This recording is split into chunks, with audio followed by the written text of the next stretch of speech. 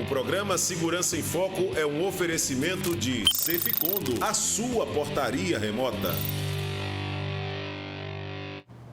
Olá, está começando o Segurança em Foco, o programa da TV Mar, canal 525 da NET e Claro, que analisa a segurança pública de Alagoas, do Brasil e do mundo.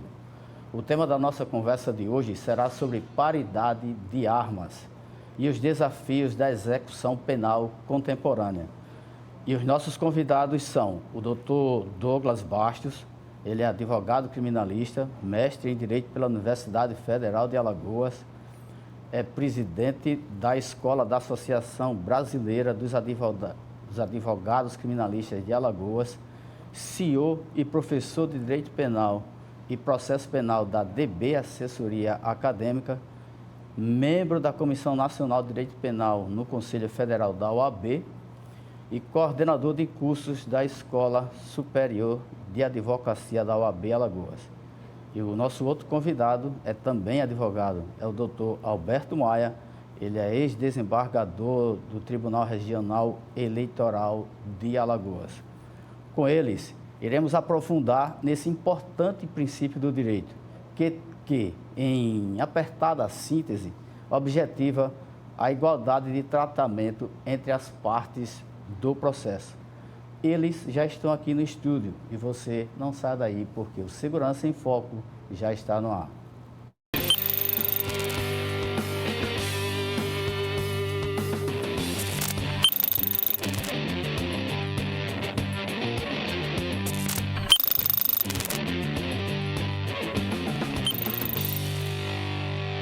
O programa Segurança em Foco é um oferecimento de Ceficondo, a sua portaria remota. O Segurança em Foco está começando, o programa que é transmitido ao vivo pelo canal 525 da NET Claro, pelo portal Gazeta Web e aplicativo da TV Mar. Como já informamos, temos as presenças honrosas hoje do Dr. Douglas Bastos, advogado criminalista, mestre em Direito pela Universidade Federal de Alagoas, presidente da Escola da Associação Brasileira dos Advogados Criminalistas de Alagoas, CEO e professor de Direito Penal e Processo Penal da DB Assessoria Acadêmica. E também do também advogado, Dr. Alberto Maia, ex-desembargador do Tribunal Regional Eleitoral de Alagoas. E com eles vamos aprofundar no importante princípio do direito, paridade de armas, que em apertada síntese objetiva a igualdade de tratamento entre as partes do processo. Bom dia, doutor Alberto. Bom dia, Flávio, tudo bem? Muito obrigado por nos honrar com a sua presença. Bom dia, doutor Douglas Bastos. Bom dia, doutor Flávio. Muito obrigado mais uma vez pelo convite. Bom tê-lo aqui novamente. Doutor Alberto, o que é e o que significa a paridade de armas no processo penal?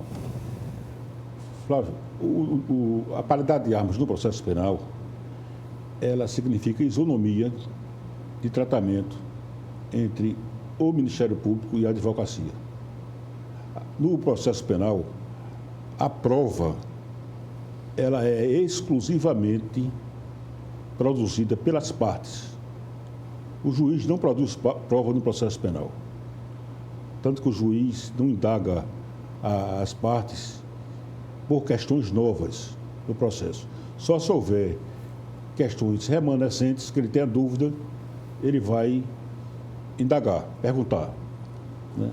Então, dentro do processo penal, dentro do contraditório, é que nasce a questão da paridade de armas. A paridade de armas deriva do princípio do contraditório.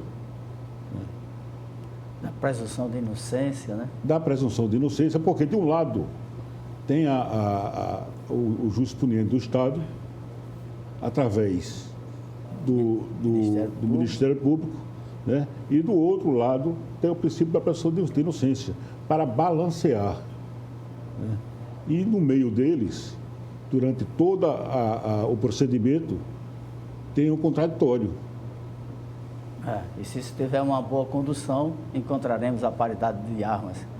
Doutor Douglas, o que o senhor acrescenta a esses conceitos?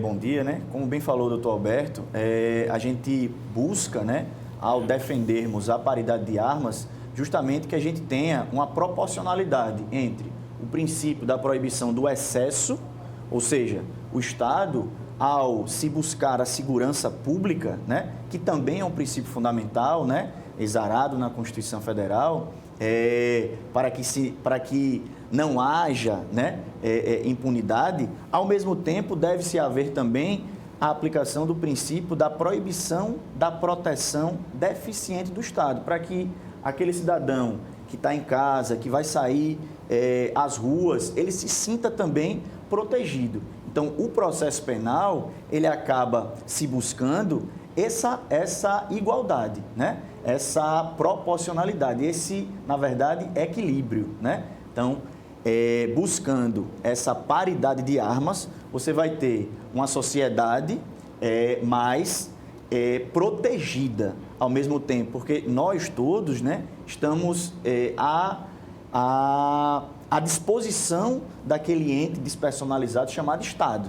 Então, a partir do momento que alguém, né, em tese, transgride uma norma penal, ele precisa ser levado a um poder judiciário imparcial, ele precisa ser levado, como bem falou o doutor Alberto, né, a um poder judiciário isonômico, para que, ao final, você se busque uma verdade que seja o mais aproximativa possível da verdade real. E, Flávio, eu queria falar também a respeito do tema, que a gente não pode falar do princípio da paridade de armas sem falar do sistema acusatório e do sistema inquisitório, né? No sistema inquisitório, que vigiu na Idade Média, o juiz se confunde com a pessoa do acusador, né? É o sistema que hoje vigora no inquérito policial. Né? E do sistema acusatório, não. Né? Existe o acusador, como o órgão do Ministério Público, né? O defensor e o magistrado imparcial. Não cabe ao juiz produzir prova, repito. Não cabe ao juiz produzir prova. Não pode ao juiz de ofício determinar a colheita de prova. Os senhores defendem o juiz da instrução diferente do juiz que vai sentenciar lá na frente? O juiz de garantias, né? A gente tem, dentro do pacote anticrime, né? Que entrou em vigor aí no dia 23 de janeiro de 2020, você trouxe lá, nos iniciais artigos do Código de Processo Penal, chamado juiz de garantias, que eu acho fundamental, né, que isso seja avançado dentro da nossa ordem, né, do sistema de justiça criminal, porque o doutor Alberto Maia falou, na fase pré-processual, ou seja, na investigação criminal, né, na fase policial, que é a regra, né, a maior parte das investigações criminais, você tem um sistema que é inquisitorial. E esse sistema inquisitorial é necessário, doutor Flávio, porque na fase do inquérito policial, você precisa ter o sigilo, você precisa que a polícia ela possa trabalhar de uma forma mais discricionária, né? De uma forma mais que ela... por exemplo, se você vai fazer um mandado de busca e apreensão, doutor Flávio, você vai dizer, José, amanhã eu tenho um mandado de busca e apreensão na casa do senhor. Se a pessoa avisar, ou seja, se conceder o contraditório, lá só vai ter imagem de santo, lá só vai ter... se você disser, amanhã eu vou cumprir um mandado de busca e apreensão, um mandado de prisão na casa do senhor, ele vai estar lá? Esteja pronto.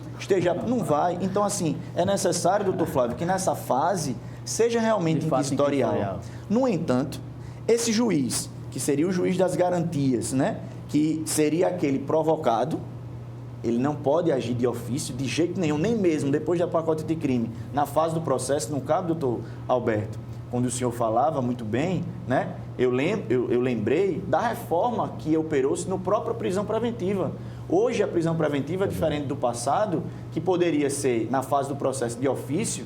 Então, você entende que há uma garantia de ordem econômica, né? Um perigo da liberdade do acusado para a população, você prendia de ofício. Clamor público, uma palavra muito subjetiva, né?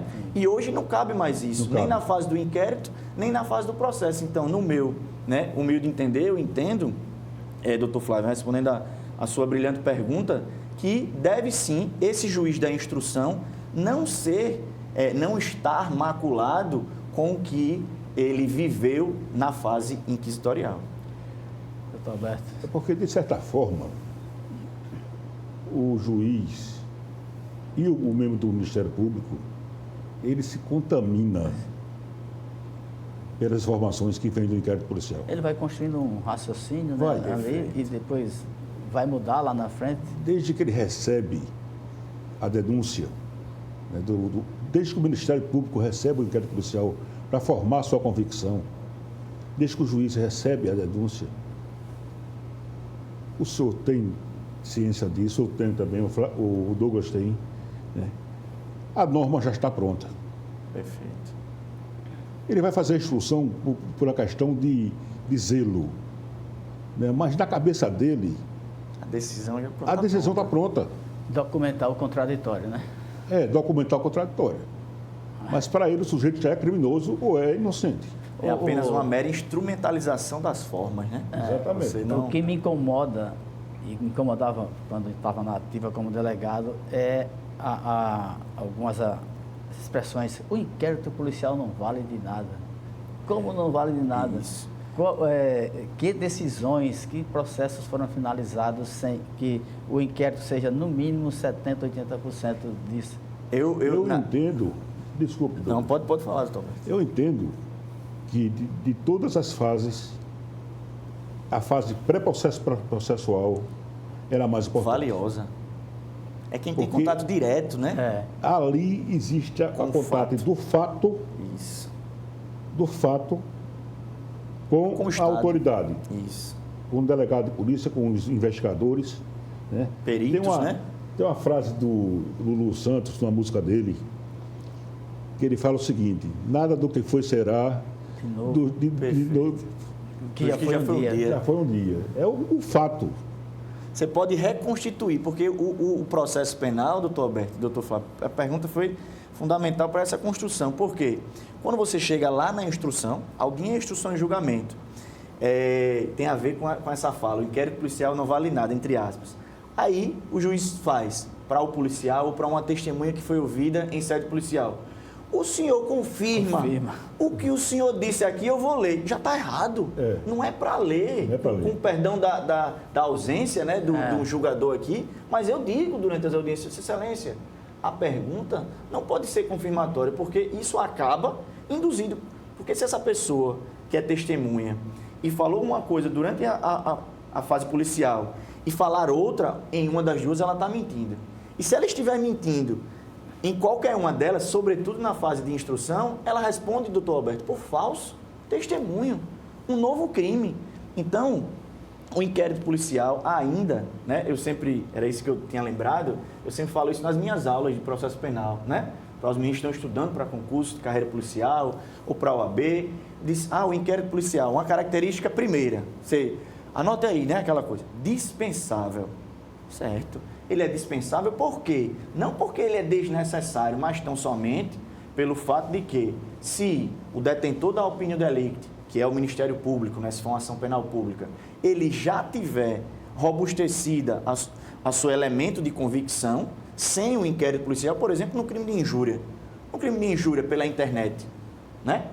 Uma pessoa ofendeu a honra subjetiva ou a honra objetiva de difamação da outra. Precisa de inquérito policial? Em tese, não. Então, ele vai e já oferece denúncia. Mas em crimes como homicídio, como um latrocínio, como um tráfico de drogas, o inquérito policial é fundamental. Crimes contra o patrimônio. Patrimônio, perfeito. A gente falou do princípio do excesso de proibição. Quais são os outros princípios também que argumentam a paridade de armas, garantem? Doutor Flávio, veja bem, esse tema ele é basicamente calcado em princípios. O devido processo legal, né? O contraditório, a ampla defesa, a autodefesa, a defesa técnica, né?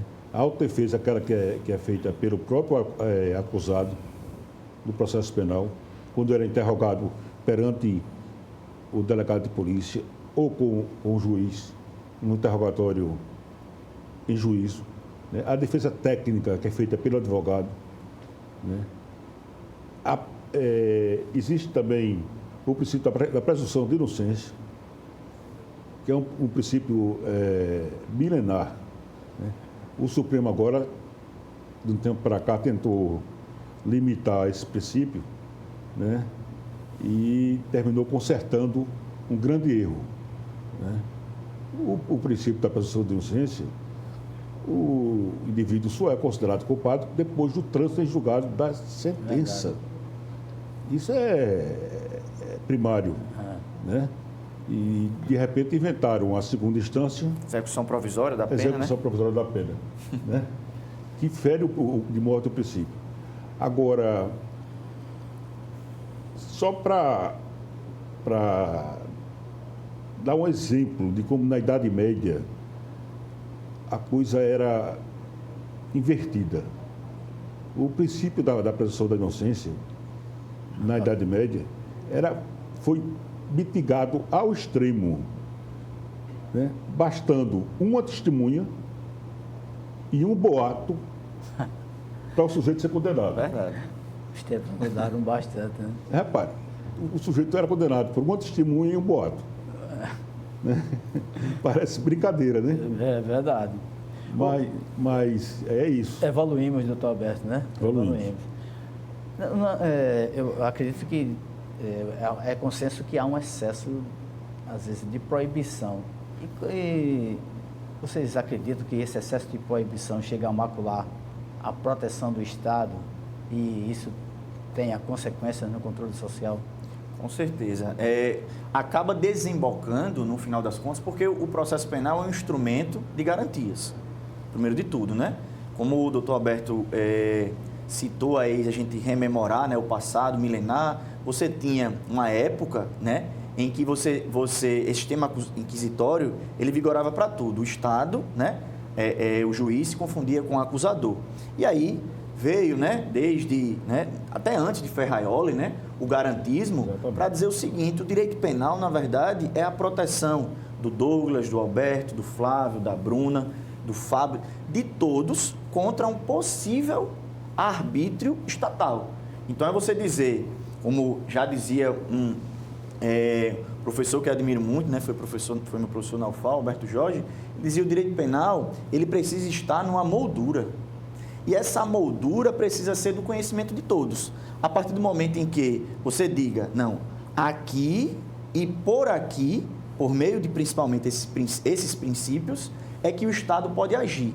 E a partir do momento que você saia da moldura, então tem a ver com essa pergunta do excesso, então aquilo que extrapola a moldura do direito penal vai gerar, sim, uma injustiça, vai gerar, sim, uma forma de controle social falaciosa, uma forma de controle social que você vai gerar uma violência apenas querendo conter a violência, que vai acabar gerando mais violência. E, Flávio, eu queria fazer uma colocação antes da gente passar adiante. Topograficamente, o princípio da paridade de armas, ele é ferido de morte. Por que eu digo isso? O juiz sempre está ao lado do promotor. Sempre está ao lado do promotor.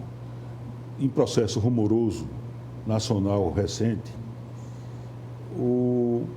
se pegou mensagens entre o juiz e os procuradores da República. É um segredo, foi da Lava Jato. Então, a gente vê o quanto o princípio é ferido, porque tem que existir a independência entre quem acusa e quem julga, e quem defende também. Desculpa, doutor Alberto, eu como advogado, trabalhando no interior, por exemplo, Delmiro Gouveia, Palmeira, você tem, o delegado tem contatos frequentes com o promotor, com o juiz, né? É diferente do advogado. esses contatos com o advogado são Até os contatos de bastidores, né, doutor Flávio? de bastidores. É um fato. Para mim, eu não estranhei, como delegado, não estranhei a relação do procurador, do juiz, né, especialmente na Lava Jato. Mas o senhor tem toda a razão em dizer dessa relação privilegiada que não ocorre com o advogado. E aí fere a paridade. Né?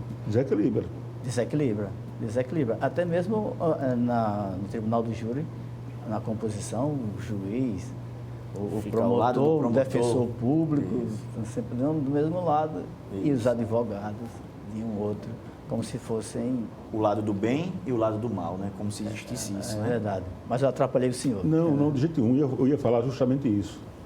Que é preciso que a OAB se posicione com relação a essa questão da topografia. Está lá o juiz, ao lado dele o membro do Ministério Público, ao lado do Ministério Público o Conselho de Sentença. Os jurados, né? Os jurados. Repare bem, o juiz, o membro do Ministério Público, ao lado dele os jurados e o advogado lá no escanteio, né?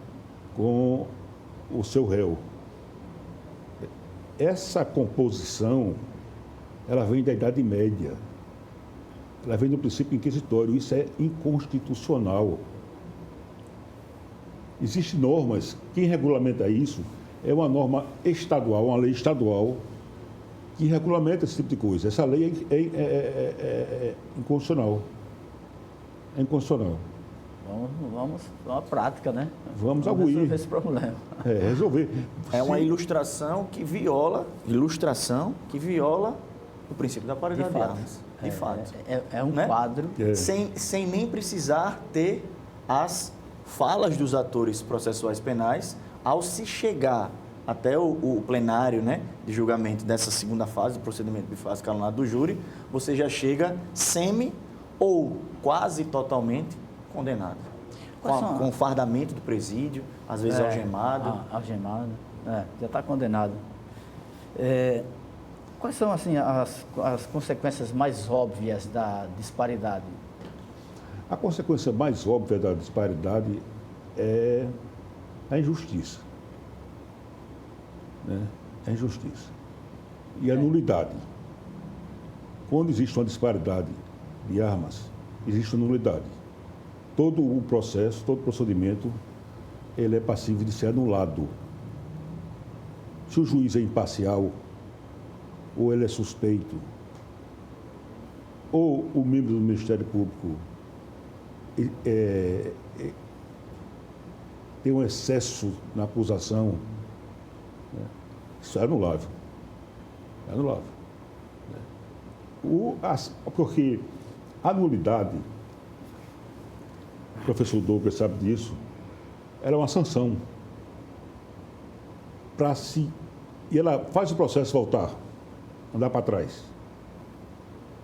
Porque o processo marcha para frente. Quando vem uma nulidade, volta. Desconstitui tudo que foi feito, né? E o processo volta ao status quo antes. No caso, o que ocorreu na Lava Jato. Não, na Lava Jato, exatamente. Quer dizer, se tivesse... Eu não sou, Flávio, para deixar aqui claro, partidário nem de uma corrente nem de outra, política. Agora, eu digo o seguinte, que as coisas têm que ser feitas de maneira correta. Dentro da moldura. Legal. Dentro da moldura, né? E dentro da moldura. Como bem disse o Douglas e o nosso professor Alberto Jorge, né, de Barros Correia Lima, aqui eu faço aqui homenagem a ele, a coisa tem que ser feita dentro do devido processo legal.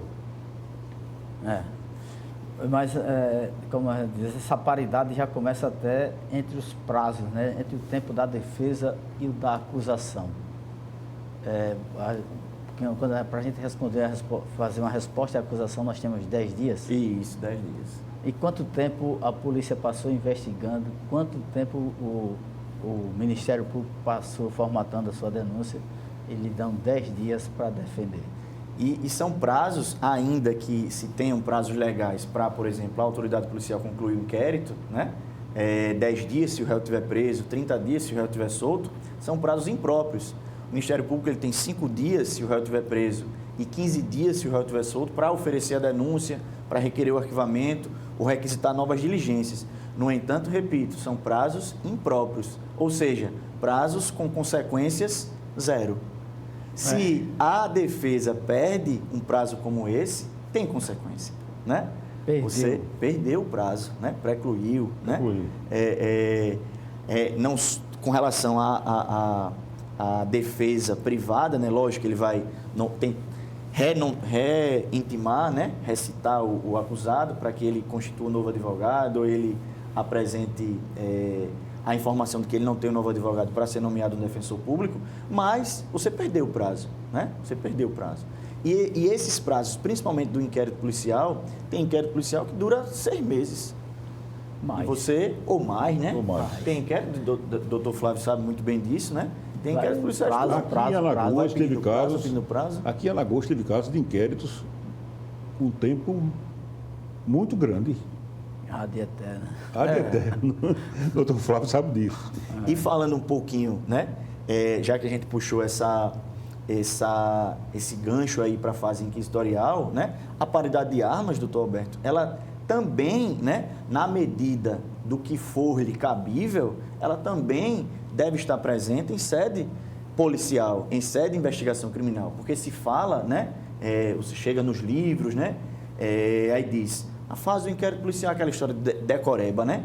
É dispensável, aí diz, não tem contraditório ampla defesa. Epa, tem. Tem, sim. Na fase do inquérito policial, você tem, sobretudo, ampla defesa, tanto é que o próprio Estatuto da Advocacia, né? E precisa isso ser difundido, precisa isso a própria OAB, como o doutor Alberto me falou, né? Abraça essa causa, porque tem advogados, doutor Flávio, né?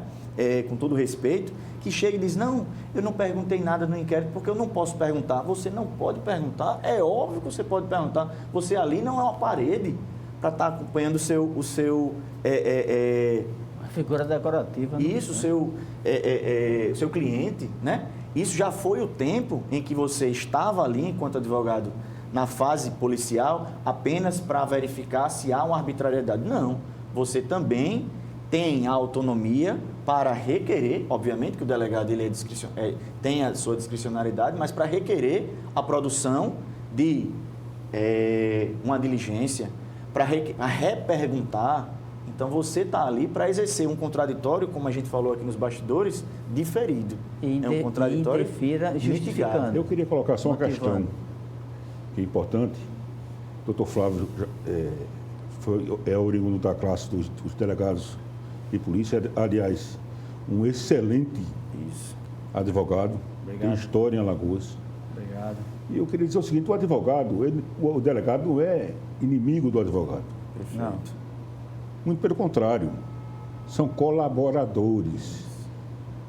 O advogado pode colaborar com o delegado. Então, ele com jeito, ele chega para o delegado, sou delegado, eu posso assistir o testemunho da testemunha de acusação Da própria vítima. da própria vítima. O delegado com urbanidade defere, né? Quer dizer, eu entendo que essa boa vontade entre os agentes do Estado e a advocacia, ela faz com que o processo ande melhor. Porque todos querem o mesmo objetivo. No final das contas, o objetivo é o mesmo, a harmonização do convívio social, né? Exatamente. Por meio dessas instâncias em tese de controle social, né? De controle penal. Essa harmonização com o delegado de polícia, né? Com o promotor, com o juiz, né? Não existe adversários. E já está, né? E já está no Estatuto Da OAB, da OAB, artigo 6º essa e 7º. participação efetiva do advogado Agora, doutor na Flávio, fase inquisitorial. essa participação do advogado no inquérito policial, ela é fundamental. Fundamental. A gente sabe que ali é onde se começa tudo. Tudo, toda a prova. Decisivo. É decisivo. Mas há recente iniciativa legislativa com relação à modificação nesse entendimento da paridade de armas já na fase inquisitorial. Eu andei lendo, mas de forma não muito aprofundada, mas eu aí recorro ao professor Douglas, que está bastante atualizado sobre isso. Quais são o que se discute em termos de modificação legislativa para que a paridade de armas seja de fato efetivada e não ser confundido como uma falácia ou um jargão não praticado? Perfeito. Existem, né, o Código de Processo Penal, doutor Flávio, doutor Alberto, ele é um código de 1941, né? Há uma fala, né, muito difundida de que ele é fascista, né, porque ele trouxe inspiração, né, italiana. Então, ele tem vários institutos que ainda remontam esse momento, né, esse momento de que o Estado ele deveria punir por punir. Então, apesar de termos um projeto de lei de novo Código de Processo Penal que, pasmem, é de 2009, né? 2009, né?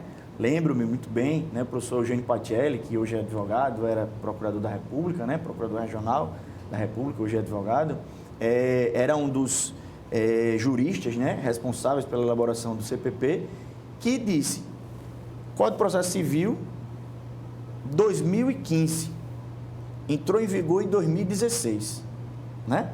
Ou seja, e o projeto de lei é de 2014. Então, ele entrou em vigor ele foi publicado em 2015, ficou um ano de vacatio legis, entrou em vigor, né, em 2016. Só que o que acontece? O de processo penal parece-me, doutor Flávio, que existe uma barreira, e essa barreira começa da sociedade, né? Você tem aí, se alguém se candidata, né, a um cargo político, se o discurso desse candidato for um discurso que informe que se vai dar mais garantias àqueles que, justa ou injustamente, são acusados de crimes, ele vai ser eleito? Não. Ele não vai ser eleito, né? Por outro lado, os discursos, né? Aqui a gente entende, como o doutor Alberto falou aí, que não é lado, não são lados, né? São ideias, e ideias, né, de acordo com aquela dialética mesmo de Hegel, né? Você precisa ter uma tese, uma antitese, né, uma antítese, para depois ter uma síntese. Então, o movimento de lei e ordem, ele é importante, né? Ele foi importante, tanto é que, né, para que você não tenha impunidade. No entanto, os projetos, né, que vêm trazer a maior paridade de armas dentro do sistema processual penal, eles já passaram do tempo, né? Por exemplo, o princípio da contemporaneidade, né? Entrou agora com a lei anticrime, né? O que seria a contemporaneidade? Você, antes decretava uma prisão preventiva, o cara cometeu, ou está sendo acusado de cometer um crime em 2010, um exemplo. E o decreto de prisão dele ser 2020. Qual é a contemporaneidade? O que é que fez com que, qual foi o fato novo que fez com que mudasse o perigo que ele causava para a sociedade ou para o processo? E há decretos de prisões nesse sentido. Então, o princípio da contemporaneidade hoje está lá, esculpido no 315, né? Então, a gente precisa realmente de urgentes modificações. Agora, Flávio, veja bem, existe uma clara disparidade, uma distância muito grande entre a Constituição Federal de 88, que é uma Constituição cidadã, democrática, é uma recheada de princípios, e o Código de Processo Penal. Como disse o meu amigo Douglas, o Código de Processo Penal, ele tem um ranço inquisitório. Ele tem esse ranço inquisitório oriundo da guerra, da Segunda Guerra Mundial, né? E a Constituição Federal, não. A nossa sorte é que a interpretação que é dada ao Código é uma interpretação conforme a Constituição,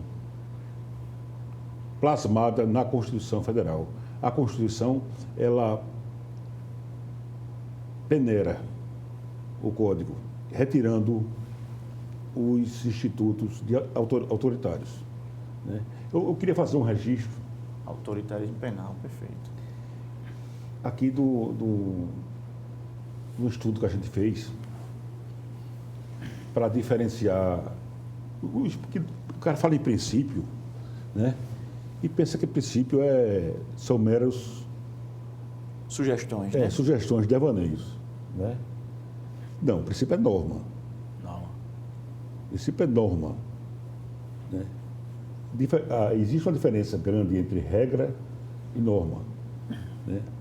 O princípio como norma, existe uma ponderação, um balanceamento para a aplicação do princípio. O Douglas sabe disso. Uhum. A regra, quando se chocam dois princípios, você balanceia e tem um resultado. É princípio 1, interseção princípio 2, né? Princípio da razoabilidade e o resultado norma. É uma equação matemática. E a regra não. A regra, quando se chocam duas regras, uma afasta a outra. Vou dar um exemplo a você, uma regra. Por exemplo, o sinal de trânsito, né? Você para no sinal fechado, vermelho. Você vai adiante no sinal verde. Mas se você está numa operação policial, essa regra é afastada e você passa de qualquer jeito. Isso. Ou você aplica a legítima defesa ou você aplica estado de necessidade, regras, né? Regras. Já princípios, né? Por exemplo, princípio da segurança pública com princípio da presunção de inocência. Princípio da privacidade, quando você teve aquela ação, né? Proposta pela Defensoria, que foi até o nosso amigo Otoniel, né? E que foi julgada pelo próprio Alberto Jorge, né? Em que não poderia-se mais, nas operações policiais, filmar os capturados, os investigados, né? Você tem aí duas coisas. A presunção, o direito, né, dos jornalistas à informação e, ao mesmo tempo, o direito à privacidade misturado com a presunção de inocência, o direito à informação misturado com o direito à segurança pública, né? Porque se você está colocando a imagem, significa dizer, epa, esse cara aí eu preciso ter cuidado com relação a ele. Então, tem dois princípios do lado de cá, dois do lado de cá. Você não afastou nenhum dos dois para você aplicar. Então, está lá no próprio livro do Robert Alex, né? Essa equação matemática, né? Eu trouxe essa questão à baila para demonstrar o seguinte, que o Código de Processo Penal, ele é colorido pelos princípios constitucionais. Porque se não tiver de acordo com uma norma a princípio, está revogado. Ainda bem, né? Ainda bem. Continuando nessa coisa da paridade, vocês acreditam que o processo ainda tem muita formalidade? Por exemplo, você está numa instrução, você tem um pensamento, uma questão, e você a coloca, aí alguém diz, não, isso é uma questão de mérito, não, isso é uma questão de direito. Esse formalismo, esse preciosismo do formalismo, macula a defesa e, por consequência, a paridade de armas?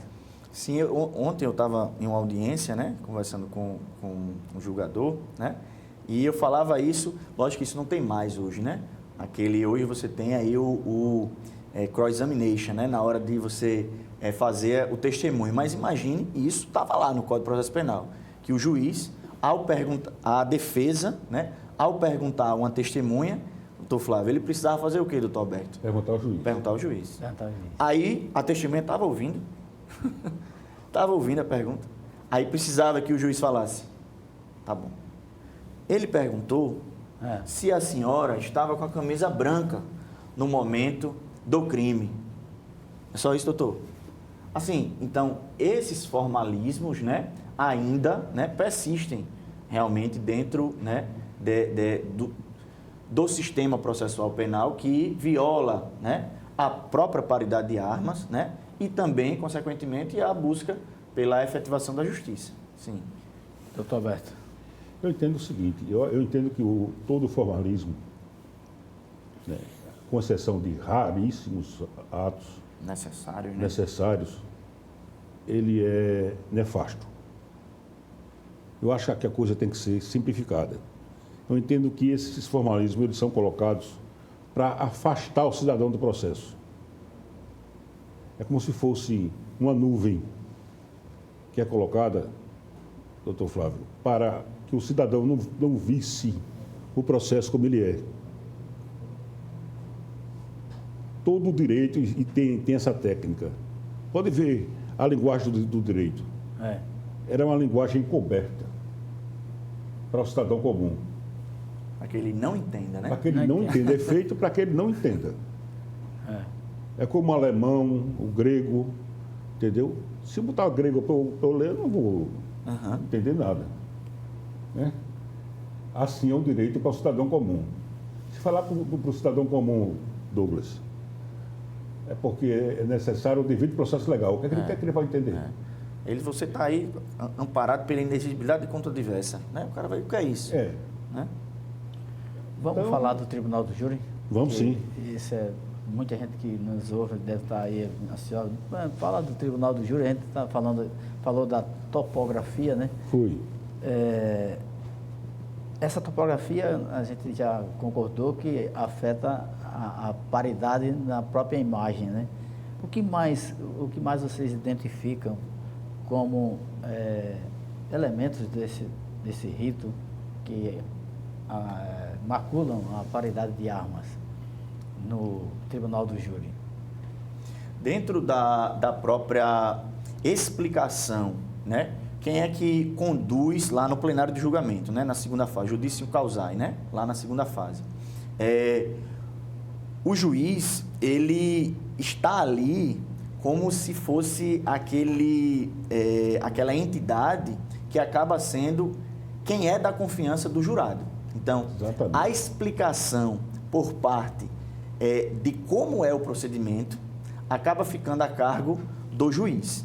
E isso, né, na hora, por exemplo, de fazer uma explicação sobre uma tese que foi apresentada pela defesa, ele não explica como efetivamente a defesa quis passar.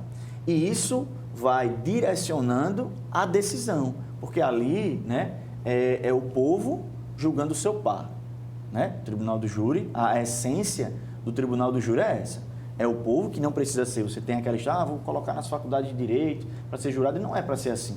É para ser um médico, um dentista, um pedreiro, uma dona de casa, um estudante de Direito, um estudante de enfermagem.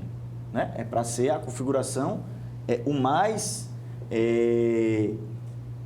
plural possível. Né? Então, você tem primeiro isso. Outro ponto, né? A possibilidade que o acusado, né, ele tem de falar durante o plenário de julgamento, que a gente chama, não é ampla defesa, né, é plenitude de defesa. Plena defesa. Né? No Tribunal do Júri, você deve primar pela plenitude de defesa. E o jurado, muitas vezes, na prática, doutor Flávio, ele é humilhado. O jurado não, o réu. Né? Ele é humilhado. Ele é humilhado ali. Né? Quando ele está ali, ele é humilhado. O juiz não o considera como um instrumento, né, porque o interrogatório não só é um instrumento de prova, como também é um instrumento de defesa. Mas ali, naquele momento, ele acaba sendo um instrumento, né, de suplício, um instrumento, né, de ser colocado numa situação vexatória. Então, isso tem que ser também modificado, né? A forma como é conduzida, né? O julgamento e assim por diante. Eu entendo que no Tribunal do Júri existe muito poder concentrado na mão do juiz. Isso. Muito. Muito poder. Muito. Olha, se um juiz quiser condenar um sujeito... Condena, na hora. Condena. Porque ele tem ascensão sobre o conselho de sentença. E se for um tirano... Isso. E se for um tirano do cabatá, olha, nem vá para o júri, porque a situação é ruim. Agora, como garantir Distribuindo, Flávio. isso? Distribuindo poder. Dá poder ao advogado. Entendeu? Quer dizer, como a gente tem que criar, Construir, né? construir. E de forma objetiva, porque deixar sob a subjetividade de um possível tirano é difícil. É difícil. Um juiz que, ele, como disse o Douglas, ele interpreta como ele quer, ao gosto dele, a tese da defesa. Para perguntar ao jurado se é aquilo ou não. E às vezes modifica até o que a própria testemunha queria falar. Teve um determinado caso, né? Obviamente, sem citar, né? Que a testemunha anterior, que era, vamos dizer assim, parente, né, da vítima, ela falou que aconteceu, vamos lá, o crime. E que aconteceu isso e aquilo outro, porque ela estava próxima. E a testemunha ocular, quando veio a depor, né? Que elas não podem, né, estarem juntas, né, não podem ouvir um testemunho da outra, ela disse que, na verdade, a pessoa, né, que tinha testemunhado anteriormente tinha dito que não viu. E ele também não viu. Ela disse, não, você sabia que a fulana que acabou de sair daqui disse que... Eu disse, epa, excelência, pela ordem. O senhor não pode dizer o que é que se a testemunha... A regra do processo penal, eu tenho certeza que se o senhor visse alguma testemunha aqui ouvindo o testemunho da outra, o senhor pediria para ela se retirar. Então, o senhor, quando existe uma nova testemunha sendo ouvida, o senhor fala do testemunho anterior, é a mesma coisa dela estar na sala. Está informando. Aí, tá certo. Então, o senhor não viu, né? Pronto. Então, assim, se você não tiver uma advocacia, olha aí, se não tivesse, né? Não falando da minha atuação, mas às vezes o advogado, que é isso que a gente tem que primar para que o Poder Judiciário, para que a OAB, ela entregue à advocacia o respeito da hierarquia, da não hierarquia entre os atores, né, que é esse nosso tema, entre os atores do sistema de justiça, aqui especificamente um criminal, mas como um todo, é para que não haja isso. Porque, do contrário, né, infelizmente, vamos supor que fosse um jovem advogado, não dizendo que não, né, um jovem advogado, podia ser que ele não intervisse nesse momento. Muitas vezes é pelo desconhecimento das suas prerrogativas. Perfeito. Né, que provoca essa omissão e flagrantemente fere a paridade de que está sendo defendido. E eu acho que a OAB tem um papel importantíssimo, doutores, na defesa das prerrogativas do advogado. Enfatizando, paridade de armas é muito importante. O delegado, o advogado não pode chegar com um certo complexo de inferioridade num processo desse. Não existe, Flávio, hierarquia entre juiz, promotor e advogado. Exatamente. O advogado ele é tão importante que ele é a porta de entrada de um poder. A porta de entrada de um poder. A porta de entrada do judiciário é o advogado. É o advogado, isso. É ele que leva a cidadania, porque é ele que vai até o judiciário pedir para que seja aplicado, né, exigir que seja aplicado um direito de um cidadão. Não existia judiciário se não fosse advogado. Exatamente. Vamos tratar aqui de revisão criminal. Os senhores acreditam que o Instituto, o recurso da revisão criminal, ele merece ajustes para efetiva paridade de armas? Sim. A revisão criminal, doutor Flávio, ela está meio que esquecida. Esquecida, mas é muito difícil de recorrer a ela. E a fala é perfeita porque a justificativa dela está esquecida, né? Você já imediatamente já mencionou.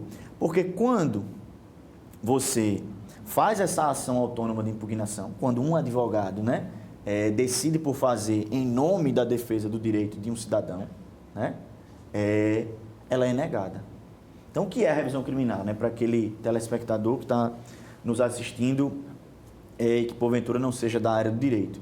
É depois de ter terminado tudo isso, uma persecutio criminis, ou seja, uma persecução penal, que se divide no inquérito policial, fase de investigação, presidida por um delegado de polícia, mais uma ação penal, né, instruída pelo juiz de direito. Quando termina todos os recursos, então ele vai para o Tribunal de Justiça, depois vai para o Superior Tribunal de Justiça, Supremo Tribunal Federal, ou ele não teve condições de ir até essas instâncias superiores também, mas transitou em julgado, o processo acabou, o processo. No entanto, como aconteceu já, né, com clientes nossos, surge um fato novo. Então, um fato novo que diz, não, na verdade,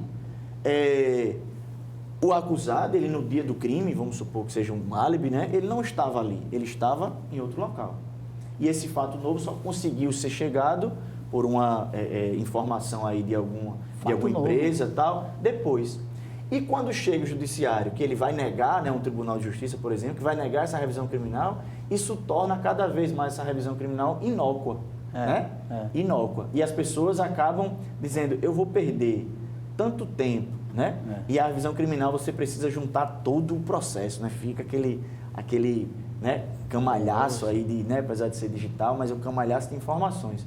Então a revisão criminal, ela precisa, assim como é a ação rescisória, né, no processo civil, ela ser mais e melhor utilizada. Doutor Alberto. A revisão criminal é o último suspiro. Né? O sujeito já foi condenado, já transitou em julgado. Poderia ser mais acessível, né? Deveria ser mais acessível. Né? Porque, por uma questão de justiça. De justiça. A palavra é essa. Não é outra palavra. Né? Só que existe um paradigma a ser vencido, que é o do trânsito em julgado, da sentença penal condenatória. Né? Isso parece... Se o Estado juiz disse, quem vai dizer o contrário? Quem vai dizer o contrário? É mais ou menos isso. É a mesma coisa a gente fala, né? A gente está aqui no curso preparatório para a segunda fase da OAB de penal. Aí tem uma turma tal, que são os futuros criminalistas, né? Aí a gente fala de alguns recursos que têm um efeito regressivo, que é o recurso de distrito e o agravo em execução. O que é o efeito regressivo, para quem está nos assistindo? É aquele efeito que dá a possibilidade do próprio juiz que decidiu X dizer, eu errei. Se retratar, né? Se retratar. Isso acontece em quantos por cento? 0, alguma coisa. Zero. Não vou dizer 0,0 para não ser tão preciso, mas é por aí, doutor Flávio. Professor Douglas, mas é isso aí. Doutor Alberto, nós estamos já com o tempo estourando e nós temos 1 minuto para as considerações finais do senhor e do doutor professor. Começo com o senhor. Meu caro doutor Flávio Saraiva, eu queria convidá-lo para hoje, às 17h30, no Bistrô Farol, vai ter um encontro sobre paridade de armas e os atores judiciais. Vai ser ali no Bistrô Farol, na Rua do Marista. Vai ter um coffee break e depois um happy hour. Estou sendo surpreendido com o convite, não sabia. Mas está convidado. Muito obrigado. E eu quero agradecer a você, bem-humoradamente. Obrigado, professor. E agradecer aos ouvintes pela paciência. Muito bom, a gente aprende. Professor Douglas. Queria agradecer, doutor Flávio, mais uma vez, né, pelo nobre convite, né, doutor Flávio, programa Segurança em Foco, toda a equipe aqui da TV Mar, né, de podermos aqui dialogar em busca da construção de uma segurança pública que seja equânime, que seja eficaz, mas que também ela traga humanidade na aplicação de seus institutos. Então, é um prazer estar aqui com o doutor Alberto Maia, querido amigo, e dizer que continuamos, né, à inteira disposição de todos aí para dialogar. Nós que agradecemos. É muito importante, o senhor vem dar aulas aqui nesse programa. E agora com o doutor Alberto, muito interessante. O Segurança em Foco está terminando, o programa que será reapresentado aqui mesmo, no canal 525 da NET Claro, em horários alternativos e também em nossas redes sociais. Até a próxima.